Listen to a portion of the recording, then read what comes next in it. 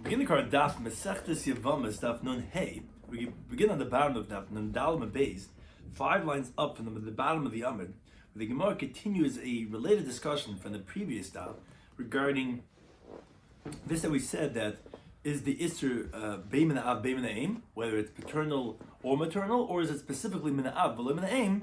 The Gemara continues with an interesting case to illustrate the halachic application in another context regarding the same discussion. Something that's discussed in today's daf are the elements of the Isser of Achais Ishtoi, of his wife's sister. Again, we spoke about previously Achaisai, Achaisa'av, Achaisa'im, and that was on the previous daf. Now we discuss Achais Ishtoi. The elements of the Isser of Eishes Ach, of his brother's wife. Additionally, the effects of karas on one's children, the sources to hara in other isuri bia, the practical meaning of hara, which we didn't explain yet exactly what that specifically is. We're going to explain what is actually hara. So we begin 5 lines up at the bottom of the Amud Daf Nandal Beis. Like we said, we mentioned various arayas. Some are forbidden bein aim, like a chaysavicha and a chaysimecha, because we had an extra pasuk in Parshas Kedoshim. And some are forbidden only min avalim aim, like we said by Dasai, his aunt, which we had learned at Dai, which is only min av v'lo min aim. Now the Gemara brings as follows. This is a little bit complex, so we have a little bit the chart over here. But we have a Mishnah on Daf Tzadik Vav Medal. Rashi gives a little bit of the background. So it's a little bit complicated, but the wording hopefully is going to match up. But you have like this. You have Dina was the daughter of Leah and Yaakov. Okay? So that matched up so far. So hopefully it's going to match up, yeah. And then you have Yocheved, who's a daughter of Leah too, but from Chetzron. Then you have Sarah, tell me if it's matching up. Sarah, who's a daughter of Chetzron, but from Keturah. Then you have Rivka, who's a daughter of Keturah, but from Besuel. And then you have Milcah, who's the daughter of Besuel, but from Chana. Goes? It doesn't say Chana, but it's... Yeah, because that's not. Yeah, it's not relevant. It's not. It's not necessary. Now, Reuben goes ahead, and he marries Milcah. He marries the last one, and then he goes overseas. That's where the case begins. Amrullah, they tell him, Meisa Ishtacha, your wife, which that's the last one, that's the Milcah, that she died. So, what happened is that Vanessa, he went ahead and he got married, we'll leave that for now, he married Rivka, which was, this Rivka was Achisa mi'aviha. She's her paternal sister. Like we said, they both had the same father, which was Besuel, not the same mother. And he's allowed it because once a wife dies, there's no problem about a chesishta. Then they went and they told him, guess what? You really have bad luck. Mesa, Rivka died. So Vanessa, he married Sarah, who Sarah is a chisa me'ima. It's a maternal sister, because they had the same mother of Keturah. Then they told him that Mesa, Sarah died. Vanessa, and he married Yocheved, who is Achisa Me'aviha, who was her, again, always going to the previous wife, her paternal sister, because they're the same father of Chetzron. Then they told him, Mesa, Yocheved died. Yeah, it's a tough one, right? It's tough to hear it. But Vanessa, and then they told him, so then he went and married Dina, who was Achisa Me'ima, who was her maternal sister, because they had the same mother of Leah. And guess what happened? They told him, not true, they're all alive. That was the case. As we'll see this in the Mishnah later on the Tzadik Vav. So they told him, so the halach is like this. So this is the next slide. Mutta b'rishayna. So he's permitted in the first wife that he had, which was Milcah, his wife, obviously, because why should she be forbidden? it's his wife. Now, so too he's permitted ubishlishas. He's permitted in the third wife, in Sarah. Why? The reason that is because Rivka, who was her paternal sister, the second one, that was not a kedushin, because you were already married to the first wife. Milcah was never dead. So it wasn't a kedushin, it was just basically be a ba'inus. So the second one was not a kedushin. So when he married the third one, Sarah, her sister, that was permitted, because the Mishnah teaches in Tzadik Zayin Menalef that you could marry the woman that if a person rapes a woman, he could marry the sister. So the third one he was married to, and the Bechamishas. The fifth one, Dinah, he was also married to, because even though she's the sister of Yecheved, the fourth wife, but the Bia of Yecheved was just seduction. It wasn't marriage, because the third one, Sarah, who was her paternal sister, was a kedushin. So it turns out after this whole saga, he's married to the first, the third, and the fifth, and and they would exempt their tzaras, meaning if, let's say, this man would die, and the brothers would do chalitza to one of those three that we described, they would exempt their co-wives, because those are his wives. But v'asar b'shnia, but he would be forbidden. He would be forbidden to the second one because of the first one, uberaviz in the fourth one because of the third one, and the ein bias achas mehen. And if, let's say, one of the brothers did chalitza to this wife number 2 and wife number 4, they would not be poiter et sarasi, they would not exempt their co-wife because they're not his wives. He was never married to number 2, number 4. Now, ve'im. Now, there's a different case, really. If, let's say, only the first wife died, meaning the first wife actually did die, B'al Lashniya, this is like one step off, meaning the first one did really die. He heard she died, she really did die, and then he had a relationship with the second one, after the first one already died, but all the others didn't die, then you're one number off, and it's the even numbers now. He's permitted number 2 and number 4, because the second one was a real marriage, because the first one was dead, and the fourth one also, and they would exempt their co-wife, but also it would be forbidden in number 3 and number 5. So really, this is just a very exciting case. It really is not the theme of the daf. It's not going to be one of those dafim that you're getting ready for, like Arba Achin, or that was just to explain the case. And Taisa even points out, really, we didn't have to say such a complicated case. We just wanted to show you it's so confusing and mixing up. You would have thought that everyone would be forbidden because it's just like, okay, everyone out, Kindaros, because it's just, you might mix up the white. We don't. So that's what we say in such a complicated case. But one thing is, as the Gemara continues out, top non Heyman Alma we see, Achais Ishtoi, his wife's sister, which is what all these cases are. You see that whether it's a paternal sister or maternal sister is going to be forbidden. Why? Because again, number 3 was the sister. Number 3 was the sister of the second one from the same mother. And the reason in the ratio that we said that the second one's not his wife, and therefore she's permitted in the third one because she was a maternal sister. Now, in the Seifa, we said that if the second one was a kedushin, then you're forbidden in the third one, which was paternal. Meaning, we see that the ister of achos ishtoi is both mina'ab and bein mina'im. That's what the Gemara's question is. So minalon. So where do we know that from? That it's going to be bein mina'ab mina'im. Says the Gemara, Yolaf ma'achaysa. We learned it out from the ister of his sister. Ma'achaysa is just like his sister is bein mina'ab bein mina'im, is whether it's his paternal sister, maternal sister. Afkan also over here by his wife's sister. There's also bein mina'ab bein mina'im is whether it's from the same father or from the same mother. Says the Gemara, maybe learn it out from his aunt.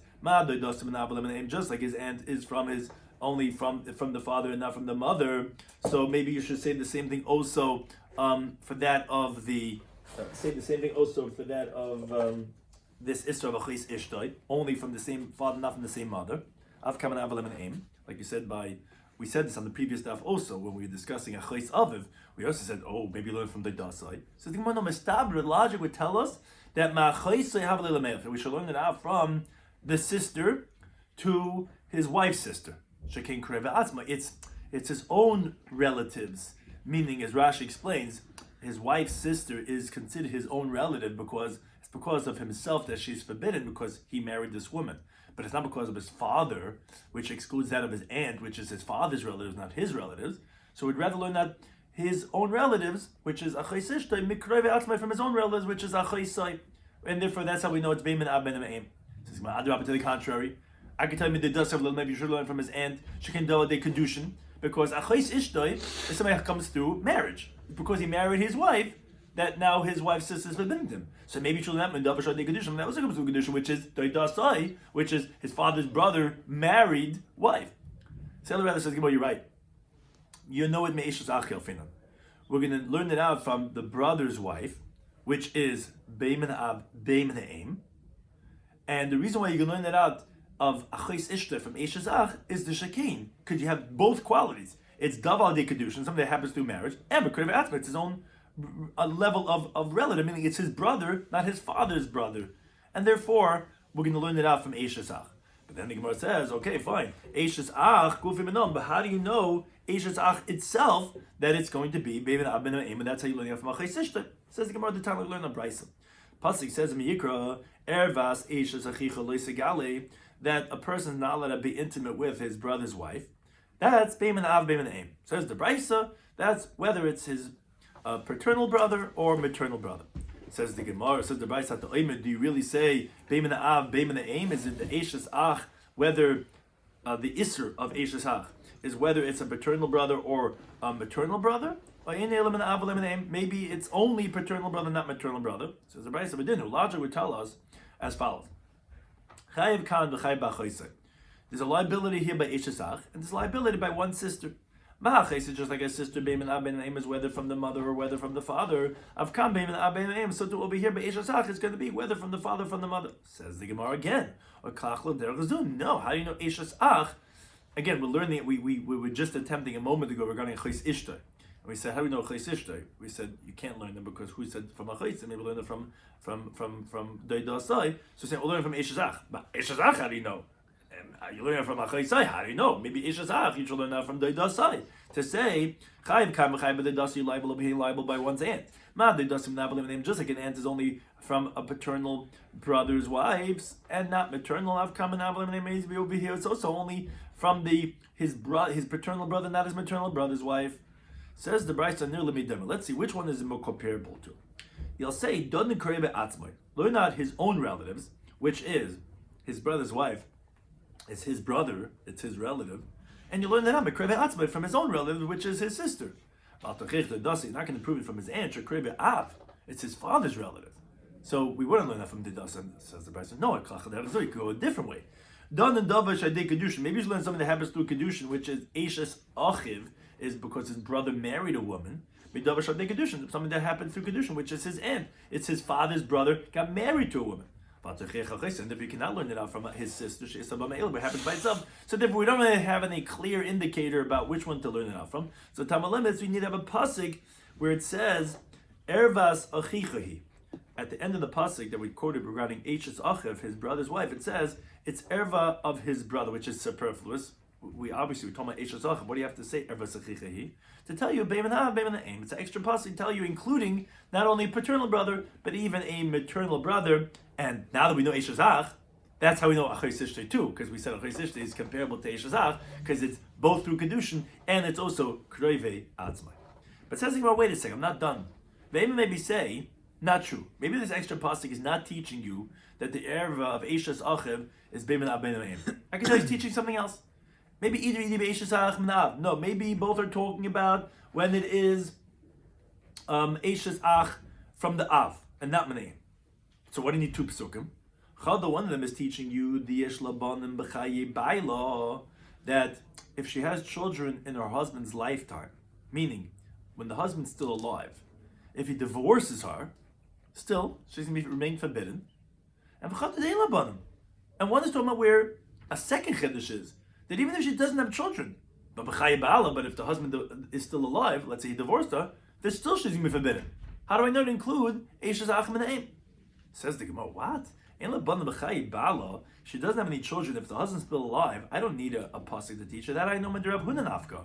Rav Huna, as we quoted this on the previous daf, that he says, it says, Eishes Achiv Nidahi. We said, what do you mean? Eishes Achiv is always a Nida? He says, no, just like Nida, there's a heter later on, but when the Isser is, it's going to be Karas. So too, a Yevama B'chayim Pala, it's going to have a Chiv of Karas. I don't need an extra pasuk to teach me that. Okay, he says, but Ve'ema, I can still ask. I can tell you, fine. No, maybe both psukim are teaching you regarding the brother's wife only if it's his paternal brother. But Chada, one of them is referring to the Yesh Laban B'chayim Pala, that if she has children and the husband's still alive, but let's say he divorced her, and one of them is telling you the Yesh Labanim, where he has children from her, la'acham isbal, after her husband died. Maybe that's what's coming to tell you that that's going to be prohibition. But who said anything about Eish Lach B'na'im? Says the Gemara, no. Yesh Laban la'acham isbal l'tzichur. I don't need a pasuk to teach me if there are children after the husband died. And why don't I need a pasuk? Because when the Amar Rachman, the fact the Torah tells you she'ein laban muteres, this is the pasuk, this is the parsha of Yevamos, this is our whole Masechta. That if the brother does not have any children, then she's permitted. The inference is yesh laban masura. Obviously, if there are children, that's going to be forbidden. I don't need a special pasuk for that. Says going, no, it's not true. But Dima, maybe ein laban, maybe when there's no children, what is the halacha? That we know Yevama is asur la'alma. That's what's called Yevama l'shuk. When the husband dies without any children, she's forbidden to everyone else. Shar liyav, and she's permitted to the oven. But maybe yesh labanim. Who said? Whoever said? We always presume this. But maybe if she has children, actually, shar liyalma b'shar liyavim. Maybe the yivama is only actually a limitation. Maybe when there are children, actually he's allowed to marry his sister-in-law, but she's just also permitted to everyone else too. Or inami, another part you could say is to explain both psukim, not to infer necessarily eishes achim na'im. You could say maybe ein labanim, that when there's no children, so then it's mitzvah. Yesh labanim b'rishos. Maybe when there are children, it's going to be voluntary.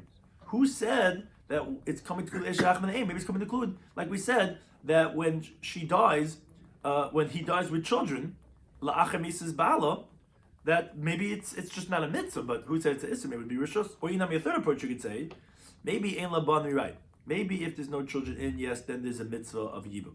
Yesh labanim, you're right, when there's children-in-law, it's forbidden, but still that would only be what's called v'lav haba machlal aseh. That would only be a negative prohibition that's inferred from a positive commandment, where the Torah tells you, when there's no children, then you do yibum. But that would only be in aseh, a positive commandment, that you're violating that aseh. It's only when there's no children. Here there are children, but there still wouldn't be kares. So maybe that's what the pasuk coming to teach me. There's a chiv of kares for eishes ach la'acha misas bala when there are children.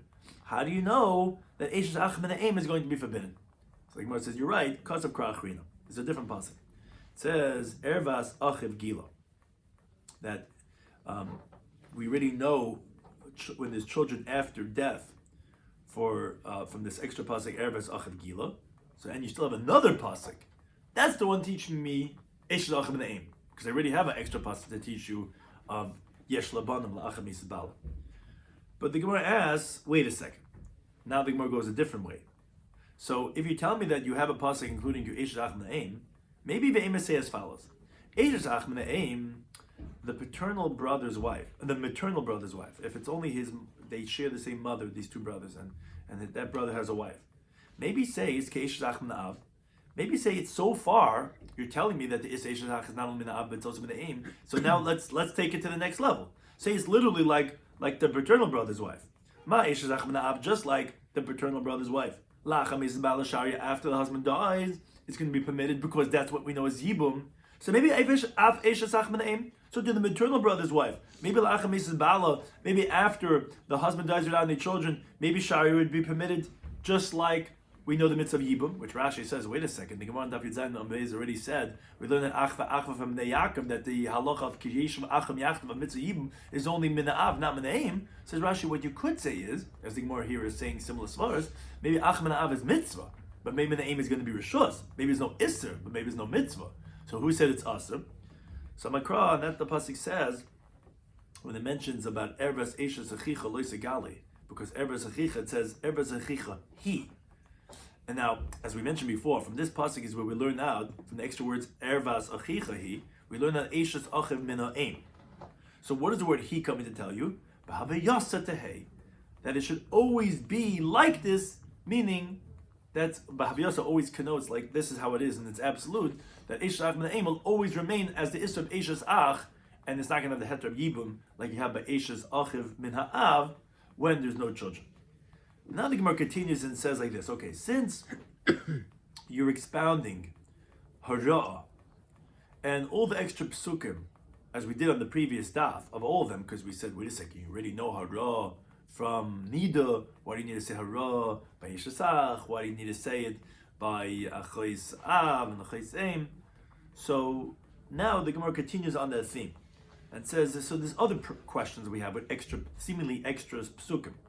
Achais the Chasav ba Karas. By the erva of one sister, the Torah explicitly writes that it's the punishment of Karas. Lamali. What do you need it for? What do you have to darshan with it? Because you already wrote by all the arayas, the nechrusu and afashas ha'isas, already said in the general terminology that it's going to be karas by all arayas. So why does the Torah specify karas by one sister? So says the Gemara, like Rabbi Yechanan. It's coming to teach like Rabbi Yechanan. Because Rabbi Yechanan says, if you do all the arayas in one lapse of awareness, you can be liable on each one independently.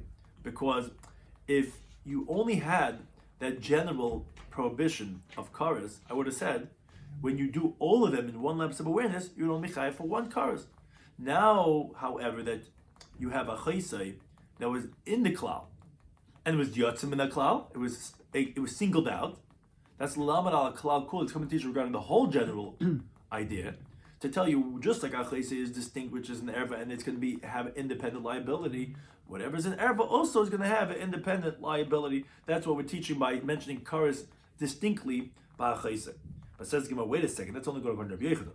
But Rabbi Yitzchak, the Amad that he says that all those were included in the chiv of karas. And he says and he says a different shot. Why did they single out karas by one sister? Is l'dayin b'karas to say that actually you're only going to have a punishment of karas, v'loy b'malkes, and there's no punishment of malkes. Meaning, if let's say you warn him that look, if you have this relationship of this you're going to get malkes, he does not get lashes.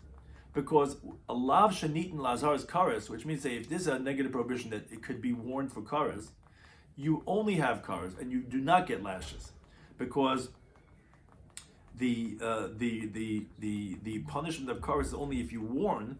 So therefore, the warning is not for malchus; it was given for that of karas, and therefore that's why it singles out and mentions karas to tell you that you're only going to get karas, not malchus. So then the question is, so then l'chalik minolan. So then how do you know this idea to differentiate and say each one's going to have its own independent liability if that's not what the karas of achayis is coming to teach you? Says the Gemara, according to him, nafkele, you can learn it out from a different pasuk. The pasuk says, mevel isha benidas tumas. It says that a woman, when she's a nida, in her state of tumah, a person should not do that gila arayis. Now, the word isha is superfluous. And that's l'chayva called isha be'isha. That's to create a separate liability for every single woman mentioned in that parsha, which is there in the parsha of the arayis, because it should have written ulanida le'sikraf. What's el isha menidas tamasa? To tell you each one has an independent liability. Now, continue on this theme of extra psukim. Says the Gemara, the dasai, when it mentions the ant, the Kasab Barachman, the Torah writes that aririm yiyu, that they're going to be a ririm. So lamali, what do you need that for? Because as Rashi says, which Tosfos discusses according to other opinions, but aririm is karas, which means that the children get cut off. The thing is that you already mentioned karas by all of them. Why are you singling out by the ant if someone has an intimate relationship with his ant that the children are going to be aririm? Says the Gemara, look at the Rabbah, because the Rabbah Rami actually posed a contradiction. On the one hand, it says in the pasuk aririm yiyu, that they will be aririm, which that sounds like that at the time of death, meaning they're ultimately going to end up childless, meaning if they have children now, they're going to end up burying them. Now the problem is, there's another pasuk that says aririm yamusu, they're going to die childless, which, as Rashi explains, it sounds like that only if they are currently childless, that's how they're going to die. That is, even if they're going to have children that's going to be born later, but if right now they're childless, that's how they're going to die. So, haketzad, so which one is it? Is it that if you don't have children right now, then you're going to stay like that, that even if children will be born later, that's how you're going to die? Or, actually, no, if they have children now, then they're going to end up childless, but even though now they're not childless. So that's what he says, no, you need both psukim. Yesh leibanim, if they have children, which is the pasuk arim you, they're going to become aririm kaivim, he's going to bury them. Ein leibanim, he doesn't have children right now, that was the pasuk arim yamusu, that he's going to continue remaining childless. So you actually need both. As the Gemara explains, we had to write they're going to be arir, and we had to write that they're going to remain arir. Why? Because the ikaz rachman arim you had to be written they're going to be aririm, meaning even if they have children right now. I would have thought to say yes, ad chetay, and I would have read it that they're going to end up being childless. That is, their children that they have right now are going to ultimately die, and they're going to be childless from them. Aval, but at the time of when they die, then they're not going to necessarily die childless, because the children that they have mechet be'elech from the time of that sin and onwards, those will not die. So because Rachman Arim Yimusa, we have to write that they're going to die childless, and because Rachman Arim Yimusa, and had we written that they're going to die childless, I would have thought to say mechet be'elech, that's only from the sin and onwards, because that's what it sounds like. Mechetem Yisou, from that point onwards, is Arim Yamusa, they're going to die Aririm. But the children that they had me'ikar from before, I would say they're not going to die, because it's only Yamusa, not Yiyu. It's only those when they are childless. So Tzricha, they would try to write Arim Yiyu to say that they're going to end up being Aririm. Because from the fact that it says Arim Yiyu, the inference is that up until now they were not Arim, that they had children. And only the children after that are going to be permitted. So we're saying that both of them are being included. You wouldn't know one from the other regarding the children they had up until the sin and the children that they had after the sin. We're saying that all of them are going to die, and that's why it says Aririm by Deidasai to let us know this halach of Rabbah, of, like we said, Arim Yiyu is teaching something independent of Arim Yimusu, and we needed to tell you this halachic concept of what's going to happen to the children. Now, continuing on the theme that we mentioned of Hara, which was, we brought in our Mishnah that it's a valid kinyan in the Yibam. We also said that also for all arayas also has the same halacha of Hara. So says the Gemara, Hara the Chiba Labanal, meaning up until this point, if you recall from the previous daf, we only had brought a source for Chiba Krisis. That was from the Keshu de Rabbeinu. Meaning it says, as Mekoida Hara, it says the halacha of Hara by Nida. And we said, Nida's Chiba Krisis, so all arayas, the Chiba Krisis are also going to have the Isser by Hara. But says Gemara, by Chiva Lavin, which is not a Chiva Kars. If one has this intimate relationship, it's only a negative prohibition, he gets Malchus, how do you know that over there, it's even with Hara? Says the Gemara, the following teaching. Midigali Rachman, from the fact that the Torah teaches you. Shichva Zera, it says the terminology, if one is having a relationship, Gabe Shivcha Charufa. A Shivcha Charufa is a non-Jewish maidservant that's engaged to a Jewish slave, which he's actually permitted with her, like it says in the beginning of Pash Mishpatim, in Madoni V'Yitin La'isha. The halacha is that a shivcha is a negative prohibition for a man to be intimate with a shivcha, because it says in the Torah, Devarim Chav Gimel Lo Yir Kadesh.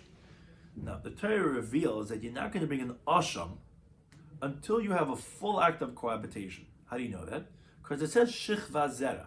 It has to be a laying of copulation of seed, which that's only could create a child if it had a full act of bia. Now, mechlal, the inference is the chiyav alavin, that a regular negative prohibition, like for example a mamzer or a shivcha that's not charufa, is going to be bahara, that you can be liable with just already hara. Because why are you pointing out a shivcha charufa that's specifically shivcha zera, which is a gemar bia, obviously or other chiyav alavin, are going to be even with hara. Says Gemara, how do you know? To the contrary, I can tell you, midigali rachmana hara b'chiba krisis, like we taught in the previous daf. From the fact that Torah has to show you by nida and all those other ones that you're going to be liable with hara. Machal the chiba lavin, it says the chiba lavin which is a step down. You're not going to be chayav with hara. It's only maybe gemar bia with the act, with the final act of bia. So Mavashi says no, it's not true, because if that would be the case, lish the kram shivcha charufa, the pasuk should have been silent by Shivcha Charuf and not written Shichva Zera, I would have said, oh, it's just like other Chiba Lavin, which is with Gemar Bia, which is what Shichva Zera is.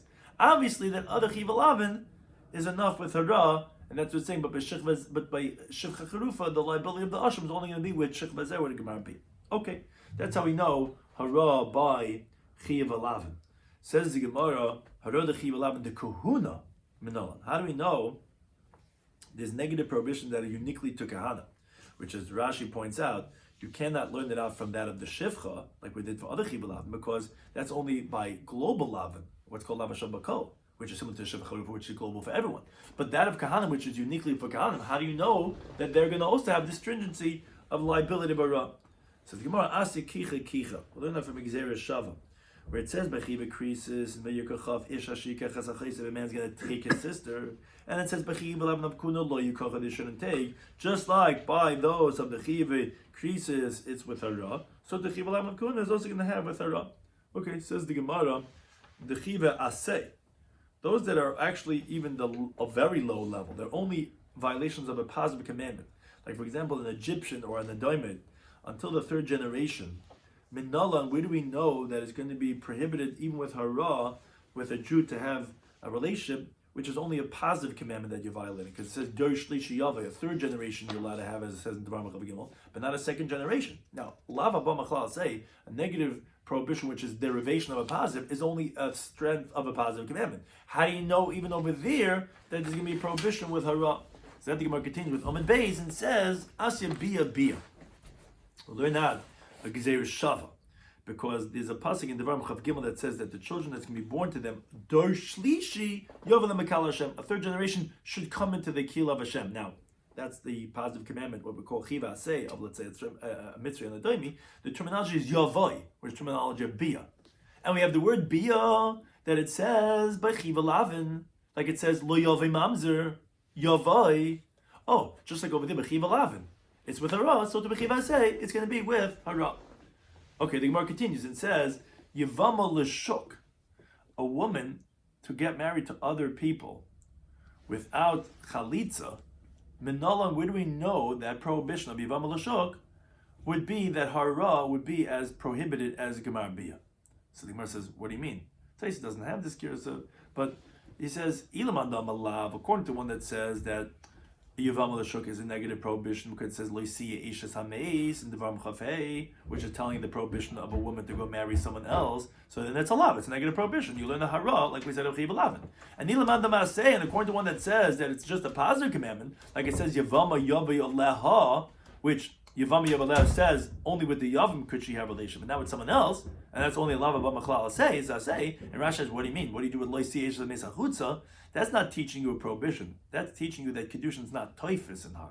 Loisiya means there will not be any havaya for azar, which is a machlekes Rav and Shmuel later on. That's Tali Beis Beis. So okay, then it's asay. We already learned the Mitzvahs for asay. So what are you asking? So the Gemara says no. Ella, rather, what we meant to ask was Yevama liyavam minalam. How do we know that the yavam acquires the Yevama, which is the halacha of our Mishnah, with hara? What's the source for that? Says the Gemara, Asya Bia, which it says Yevama Yava Yoleha, we learn it out from Bia, which it says Bechiv Alav in the terminology of Lo Yove Mamzer. So it's Gzeira Shava of Bia and Bia. Okay. Says the Gemara, Isha Labala, a woman to her husband. If a person is, we know three ways that you could be Mekadosh Isha is with Bia. Minalan, how do we know that hara, if he does only hara, that would be Mekadosha? Says the Gemara, another Gzeira Shava. As you learn like Kicha Kicha. It says in the Torah, Kiyikach ish isha ubala. If a man's going to take a woman and have be with her in Devar Mechav Dal. Now, from here we learn out that there's kedushin with bia. Now, it says over here kicha it says ish ashayikach by the rayis. It says also kicha by chiva krisis. So we learn out just like by chiva krisis when it says kicha, its hara is like that of Gemara Bia. So to over here by the kinyan of an isha, where it says also kicha, and also it's going to be with hara. Okay, fine. Now the Gemara moves on to back to the discussion we mentioned Amar Aleph. We mentioned only one of them. We're going to mention two other ones. Amar Rav says Lamali the Kaz B'Chmana. Why is the Torah right? Shichva zera, a copulation of seed. B'shechva charufa, by the prohibition of a maidservant who's engaged, who's married to a Eved Ivri. It also mentions shechva zera be'eshes ish, by a married woman, because it says in Meyuku Yudches, vel eshes the to the wife of your friend, lisitin shechavtecho lezera. Don't put your laying, a carnal laying of seed, because the difficulty is, we already included hara from Akesha Rabbeinu. So you can't tell me it needs Gemar Bia. So why does it say shechva zera be'eshes ish? And also shechva zera be'saita. By the suspected adulterous woman who is prohibited out of doubt, it says in the pasuk hey that that if a man laid with her, a shechva of zera. Why by these three psukim does it mention the terminology of shechva zera? So the first one we already said. The shivcha charufa is kedamar, like we said in Amad Aleph, because it's telling you that by shivcha charufa you're only going to be liable with gemar bia. Meaning, don't say that just like you would be liable for malchus with a ra, you'd be chayiv the carbon asham and a ra. That's actually in the context of the chiv asham. It's called a asham shivcha charufa. Is one of the unique cases that has a carbon asham, not a carbon chatas. That asham is only with gemar bia, and even though the malchus is actually with hara, just like all other rais. So that's why it says shechva zera by shivcha charufa. Fine, but the next two we never answered yet. The Esha says, why does it say shechva zera by a married woman? Because it's prat l'meshamish meis. It's coming to exclude if his organ was dead, meaning it was not erect, which it's not fit to create a child then. So that's what we're saying, that then you're not going to be liable. It's only if it's a shechva of zera to be liable. Says, wait a second. That only makes sense according to the one who says in Mesech Shvus and Perikidis Adoma, Meshamash Meis B'Adai is Pater. That madam holds that if someone is intimate with an organ that's not erect, you can be Pater. Fine, that makes sense. According to the one who says you can be liable because you're still doing Gila Rayas, Michael, what are you going to say? It actually does have the liability. So the rather says the Gemara, no, not Prat L'Meshamash Meis, which refers to his organ. Prat L'Meshamash Meisa.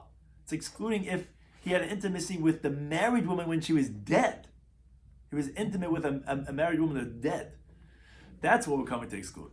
The Sagad, when you would have thought to say, since even after death, till death do us part, we don't say in Judaism that we say that she's still considered his wife, even after death, because the Torah writes when a person that is a kohen is not being matam himself, it says, Kiyim l'she'eroi, unless to his she'er, which the Gemara says elsewhere she'er is his wife. You see it's called his wife even after her death. So you would think that a man would be liable if he's in the morgue and he's intimate with a dead woman, that he'd be liable with the is of Eshes Ish. No, the thing, Shechva Zera, it has to be specifically if it created a child, which is not the case with a dead woman, and therefore that's what we're coming to exclude from Shechva Zera. Okay, the third one, the Soita Lamali. Why do you need to say Shechva Zera by the Soita? So I think, well, like learn the Brisa. It says in the pasuk, if a man's going to lay with her a shechva zera, laying of seed, meaning the whole parish of Saita, when the woman is a suspected adulteress, that we have this whole thing, is only if we're concerned that a man laid with her a laying of seed. But that's excluding if it was with something else that was unsavory. It says, what does it mean, something else? So Rabbi Shloimy says, prat, it's excluding a l'shekina law if the husband had warned her of shaloi kedarka. Meaning, he suspected his wife that when he told her, don't succumb with that man, everybody knew that why he was warning her was because he only suspected her for having anal relations with this man. And that's why he was warning her. Or another interpretation Rashi says is, no, he explicitly said that I'm concerned you're doing this with this man, Shaloi Kedarka, and don't seclude with this man. Which that's kinoi, and then she did stira, what we're telling you is that she's not going to have the halachic status as a saita, because that's not a place that's royal azriya. You cannot have a child when the shaloi kedarka. That's what shechva zera by saita is coming to teach you. So I'm like, Rava says, how can you say that? Mishke ve'isha ksiv. What do you mean? The pasuk equates the natural and the unnatural way. It says when a man lays with a woman, it says in the plural. What do you mean plural? There's only one way. No, there's two ways.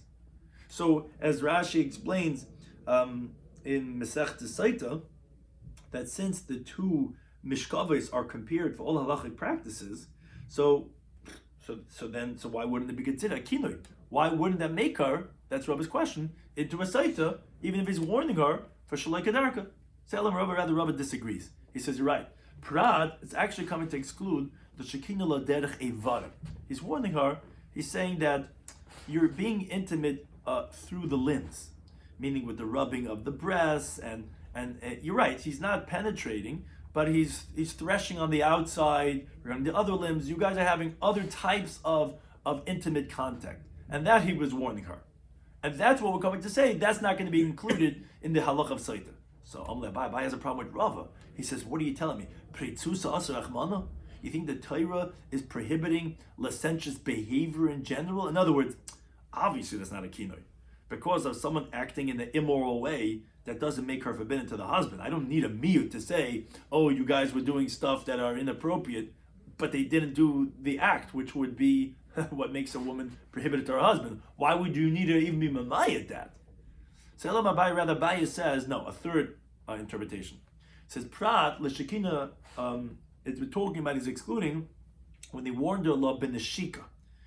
He said that that he's warning her regarding that his organ is having contact in the area of where tashmish is. That is what, it's not just immoral behavior, that's very close. That's what's saying that that's not going to have a law of tzait. It's that case that we're excluding, that's not roy lazriya. So the Gemara says, wait a second, that's also not so simple. This all makes sense according to the one who holds. Later on in the Gemara's, we're going to bring this in the sugya. Hara, what's hara? We never explained yet what it is in graphic illustration. The Gemara says, Zuhachnasas atara. This is a penetration of the corona. Now, but neshika, just contact, it's not hara. And she does not become forbidden to her husband like this. Okay, so that makes sense. That wouldn't qualify as kinoi, and therefore that would not make her into a sait, and that's what the Torah says, shech v'zera. But according to the one that holds, that what is hara, zu neshika, hara, and we're explaining all along in the last daf, we're saying that hara is like bia, what is that? Is actual contact. So Michael, what are you going to say? How can you exclude it? It is. It's an act of bia that would make her forbidden as an erva, as eishes ish. So why would that not be included in the halacha of saitin? So El rather says the Gemara, no. Truth is, we're back to Rabbi's pshat. He warned her about having some type of bodily contact with this man. And it was not pasha. We needed to tell you that she's not going to have a lacha b'saita. Why?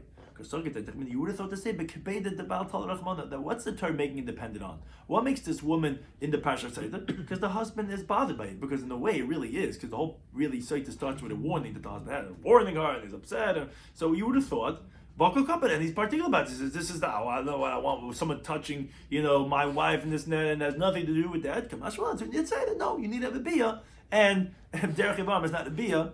So that's how the Gemara concludes and says that's why shech v'zera is said by Saita to exclude the case of when he warned her of derech Yevamos. Now, but however, once we mentioned this, now we're going to go and explain what hara is.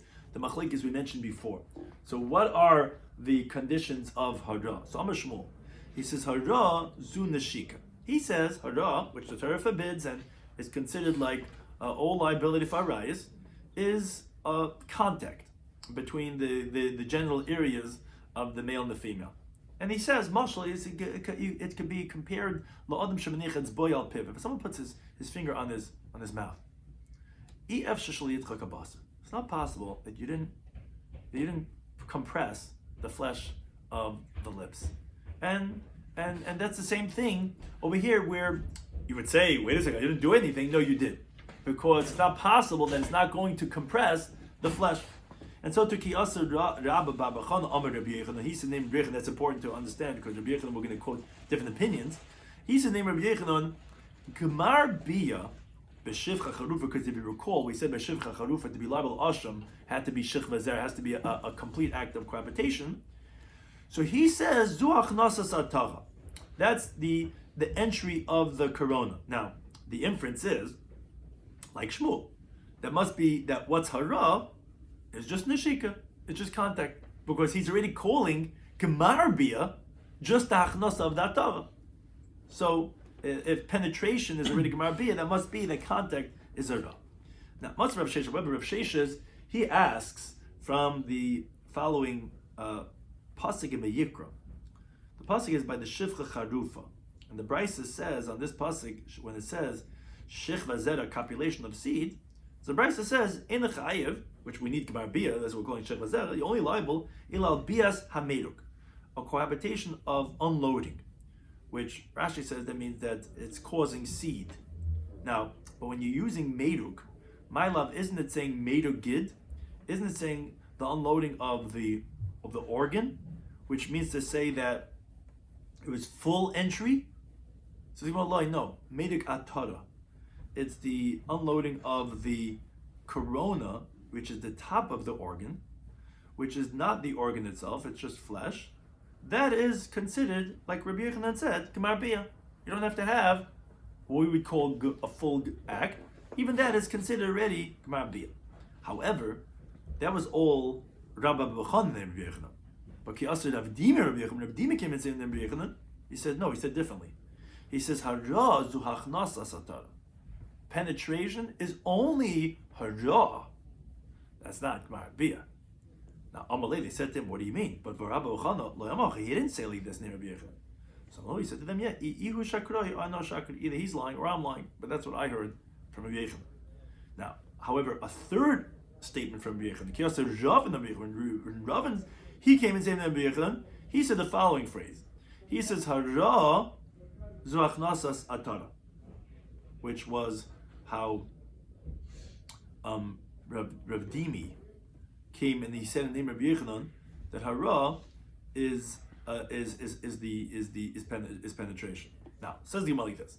So the Rabbi Chana Vadi Palik, so he's for sure disagreeing with Rabbi Chana because he said that hachnas atar is Gemar Bia, and here he's calling it only hara. But the question is, ad Shmuel, and Shmuel, who he said that neshika is hara. So milei is he disagreeing on Shmuel? Meaning, first of all, Shmuel, maybe you would say, would hold hachnasa satara is Gemar Bia because he's calling her hara as neshika. So that would mean that the hachnasa satara would be Gemar Bia. And also, second of all, you would say that according to Ravin, maybe if he's calling hachnasa satara hara, that means neshika would be nothing.